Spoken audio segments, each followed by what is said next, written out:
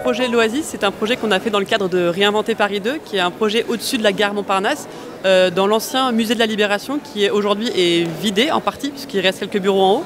Et l'idée était de réfléchir un peu à une nouvelle vie, un nouveau souffle pour ce bâtiment.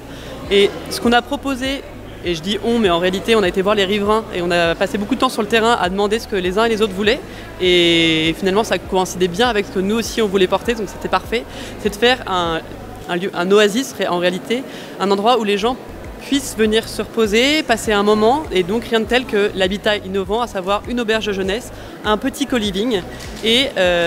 aussi 4 logements passerelles. Ça, c'est donc des logements qui sont réalisés par la Solidarité Nouvelle pour le logement, qui accompagnent les gens en situation de grande précarité, qui sont avant dans la rue et qui, justement, l'idée c'est d'accompagner ces publics-là pour qu'ils puissent réintégrer ensuite le parcours résidentiel plus classique à travers le logement social. Mais en fait, ces publics-là, ils ont besoin d'être accompagnés par des travailleurs sociaux et un réseau de bénévoles qui est déjà constitué dans le quartier. Donc c'est un projet qui vient d'être récompensé par un prix, donc j'imagine que vous êtes satisfaite. En fait, c'est vrai qu'on est très content et je vous ai parlé du projet à terme, et pendant la préfiguration, on s'est vraiment battu avec toutes les équipes pour imaginer un projet de centre d'hébergement d'urgence qui sera piloté par l'Armée du Salut, qui sera ouvert pendant 2 ans et qui permettra d'accueillir 60 personnes. Et pour nous, en fait, c'est vraiment se dire que dès demain, il y a quelque chose de très concret et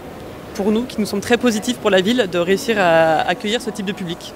Et on a été très heureusement très surpris, mais très positivement surpris, parce qu'on a fait une première réunion publique avec des gens du 14e, dans lequel on parlait du centre d'hébergement d'urgence, et on se dit, bon bah là on va voir comment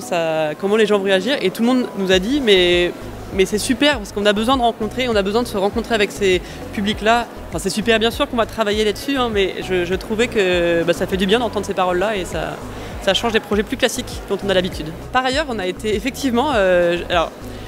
on est très touchés d'avoir gagné ce prix, surtout que je dois dire que là on vient de passer 1 heure à écouter plein de projets qui sont vraiment d'une qualité, en tout cas des concepts et des engagements très forts sur l'immobilier solidaire, que ce soit sur l'accueil de certains publics plus fragiles, que ce soit aussi sur